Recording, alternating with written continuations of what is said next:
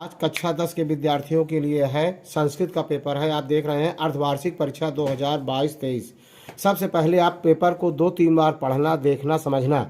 जब आपको पेपर अच्छा लगे कि हाँ दमदार है पेपर, आपके परीक्षा में आपके यहाँ पूछा जा सकता है, तब लाइक करना, सब्सक्राइब करना, वरना मत करना। लेकिन पेपर को 2-1 बार जरूर देखना, पढ़ना, समझना। बहुत ही इंपॉर्टेंट क्वेश्चन पेपर है, जरूर आएगा पेपर में आपके। ये निर्देश दिए गए निर्देश मैं नहीं पढ़ रहा हूँ, सीधे अपने पेपर पे आ रहा हूँ। निम्नलिखित गद्यांशों में से किसी एक गद्यांश का हिंदी में ससंदर्भ अनुवाद कीजिए। इसका मैं जो कुछ जान रहा हूँ मैं बता दे रहा हूँ आपको। कालिदास काव्येषु अंगिरस श्रृंगारो अस्ति, मतलब कालिदास ने अपने काव्य में श्रृंगार रस को स्वीकार किया है। किस रंग का? श्रृंगार रस का। तस्य पुष्टार्थ करुणादयो अन्य रसा अनुरूपम क्वाचित प्रसादा क्वाचित माधुर्य तस्य काव्य उत्कर्षो सहायक्यम कुर्ता।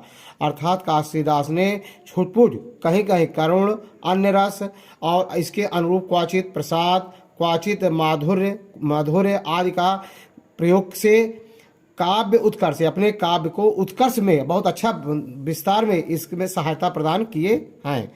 वैदर्भी रीति कालिदासस्य वाग्येश सर्वत अनुवर्तते। हर जगह उन्होंने अपने काव्य में वाग्येश वैदर्भी रीति का प्रयोग किया है। अब अलंकार के रूप में जब उनका नाम आता है, अलंकार योजनायाम कालिदासो अद्वितीय।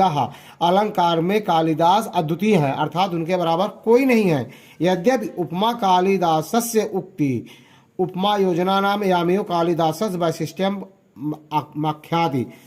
अर्थात उपमा अलंकार कालिदास का बेजोड़ है। उपमा कालिदासस्य, उपमा कालिदास का कहा, अगर उपमा के लिए कालिदास बहुत ही फेमस है। दो में एक करना है, का करना है खा, जहाँ का करिए जहाँ खा। लेकिन संदर्भ, पहले संदर्भ लिखेंगे। प्रस्तुत गद्यांश हमारी पाठ्य पुस्तक संस्कृत अपने किताब का नाम, फिर कालिदास नामक पाठ से लिया गया, ये सब लिख करके तब प्रसंग लिखेंगे।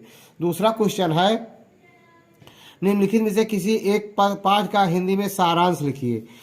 बिल्कुल हर क्वेश्चन आपको अटेंड करना है, कोई छोड़ना नहीं है। नैतिक मूल्यांकन कार्य व साधेयम देहम पातेहम संस्कृत भाषाया गौरवम। किसी एक का हिंदी में अर्थ लिखना, सारांश कहानी लिखना है, आपको छोड़ना नहीं है। तीसरा क्वेश्चन है, निम्न श्लोकों में से किसी एक का संदर्भ व्याख्या, मतलब पहले संदर्भ लिखिए। संदर्भ लिखने में 2 नंबर है, व्याख्या करने में 5 नंबर है। तो संदर्भ डालेंगे। प्रस्तुत पद्यांश हमारी पाठ्य पुस्तक संस्कृत पद्य पीयूषम के जो पाठ का नाम हो लिखा गया है, फिर उसका अर्थ लिखेंगे। काव्य शास्त्र विनोदेन कालो गच्छत धीमताम व्यसनेन च मूर्खाणाम निंद्रया कलहेन वा। अर्थात बुद्धिमान व्यक्तियों का समय, धीमता माने बुद्धिमान व्यक्तियों का समय काव्य और शास्त्र तथा मनोरंजन में समय बीतता है। कालो गच्छत, समय बीतता है।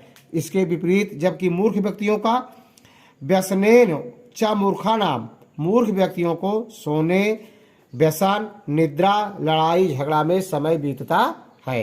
अगला हम पढ़ते हैं, निम्न में किसी एक की सूक्त का संदर्भ सहित व्याख्या कीजिए। इसमें भी संदर्भ लिखना है उसी तरह। प्रस्तुत सूक्त हमारी पाठ्य पुस्तक संस्कृत पद्य पीयूषम के या जो गद्य भारती है उससे जहाँ से लिया गया हो। वाग्भूषण, भूषण मैं दूसरा व्याख्या कर रहा हूँ। वाग्भूषण मतलब बाणी रूपी भूषण जो होता है वही सच्चा भूषण होता है। 5वां है, निम्न किसी एक श्लोक का अर्थ संस्कृत में लिखना है। इसका संस्कृत में अर्थ लिखना है, देख रहे हैं ना। इसका हिंदी में अर्थ मैं बता दे रहा हूँ। एक है ना, अभिशुभेक्षण पुष्पेन सुगंधा, जैसे बगीचे की सुगंध एक ही पुष्प से पूरी भरी रहती है, जैसे एक सुपुत्र एक पुत्र से पूरे परिवार की इज्जत मर्यादा बढ़ जाती है, उसी प्रकार से एक पूरे बगीचे की सुंदरता एक ही पुष्प से भरी रहती है। इसको संस्कृत में आपको करना है। निम्नलिखित में किसी एक पात्र का चरित्र चित्रण हिंदी में लिखना है। महात्मा गांधी, शंखचूड़, सुपाराग। अब अगला है, निम्न किसी 2 प्रश्नों का संस्कृत में सुपारागा का आसित। देख रहे हैं सब प्रश्नोत्तर दिया गया, पढ़ने की जरूरत नहीं, आपको दिखाई दे रहा होगा स्पष्ट। कोई किन्हीं 2 का करना है। सही विकल्प चुनकर लिखिए। महात्मा गांधी पोरबंदर नगरे जन्म लेभे। रिक्त स्थान पर विकल्प में बच्चे ने सही लगाया है, तीसरा भर देना है। 8वां है, निम्नलिखित में सही विकल्प चुनकर भरिए। महेश्वर सूत्रों की संख्या 14 होता है। 4 विकल्प दिए जो सही उनको ठीक बच्चे ने लगाया, मैं भी देख रहा हूँ सही है उसका। खा है, निम्न किसी एक वर्ण का उच्चारण स्थान, जैसे बा, ओष्ठ। बा कहाँ से निकलता है? ओष्ठ से है। बा का उच्चारण देख रहे हैं आप, बा का ओष्ठ से बच्चे ने लगाया, सही है। 9वां, निम्नलिखित में से किसी का संधि विच्छेद करना है। जैसे विद्यार्थी, विद्या धन अर्थी, विद्यार्थी संधि विच्छेद कीजिए तो संधि का नाम भी लिखना है। विद्या धन अर्थी, विद्या में आ है, अर्थी में आ है, आकाश वर्ण दीर्घा, दीर्घ संधि हो जाएगा। पर धन उपकारा, पर धन उपकारा, परोपकारा, यहाँ आदि गुणा संधि हो जाएगा। किसी एक का लिखना है। निम्नलिखित विकल्पों में से किसी सही विकल्प चुनकर लिखिए। रमेशा में संधि है, रमा धन ईसा, रमेशा आदि गुणा गुण संधि है, बच्चे ने सही लगाया है। निम्न में किसी एक शब्द का रूप लिखना है। राम शब्द द्वितीय विभक्ति बहुवचन का रूप लिख देना है। आगे हम पलट रहे हैं, आगे देख रहे हैं हरिभ्याम शब्द किस विभक्ति का रूप है, इनमें से आपको करना है। 11 है, निम्न के एक धातु का रूप लिखिए। लिख धातु लट लकार प्रथम पुरुष एक वचन, लिखत ही होगा। पच धातु विधिलिंग एक के करना है। खा, निम्न सही विकल्प चुनकर लिखिए। पछेताम किस लकार का रूप है, विधिलिंग का है। निम्नलिखित समासिक पदों में से किसी एक पद का समास विग्रह कीजिए, समास का नाम लिखिए। पंचवटी जैसे है पितरो, तो हम पंचवटी बता रहे हैं। संख्या पूर्वो दिगु, जहाँ संख्यावाची आ जाए वहाँ दीर्घ समास होता है। आप इसको लिख देंगे, समास का नाम पंचवटी में लिख देंगे दीर्घ समास। निम्नलिखित रेखांकित पदों में कौन सी विभक्ति है, जैसे वनम बालकम, वनम में द्वितीय विभक्ति है। निम्नलिखित रेखांकित पदों में से किसी एक विभक्ति में निर्देश कीजिए। नेत्रेण काणा हस्ती, जहाँ विकार पाया जाए वहाँ तृतीया विभक्ति होती है। नेत्रेण में तृतीया विभक्ति है। आगे है निम्न किसी एक धातु में धातु का प्रत्यय लिखना है। लिखतुम, लिख धातु है, तुमन प्रत्यय जोड़ा गया, लिखतुम बना है। गम धातु है, गम धातु है, तुमन प्रत्यय जोड़ने से गमतुम बना है। पठ धातु है, त्वा प्रत्यय जोड़ने से पठित्वा बना है। आगे देख रहे हैं, निम्न किसी एक वाक्य का वाक्य परिवर्तन करना है। सा पुस्तकम पठित रामा रावणम हंति। निम्नलिखित वाक्यों का संस्कृत में अनुवाद कीजिए। बालक मंदिर जाएगा, भविष्यकाल है। बालका मंदिरम गमिष्यति, तुम सब पढ़ते हो। जूयाम पठथा, पठसी पठथा पठत, जूयम पठत लिखा गया है। सीता पाठ पढ़ेगी, सीता पाठम पठिष्यति।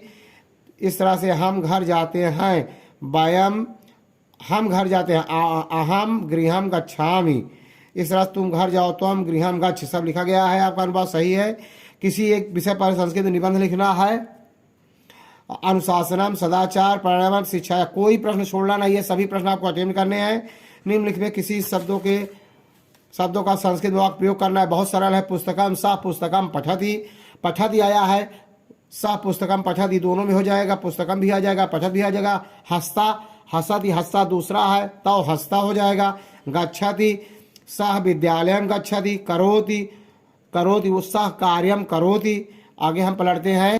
यदि वीडियो अच्छा लगा हो तो लाइक करना, सब्सक्राइब करना। जय हिंद, जय भारत।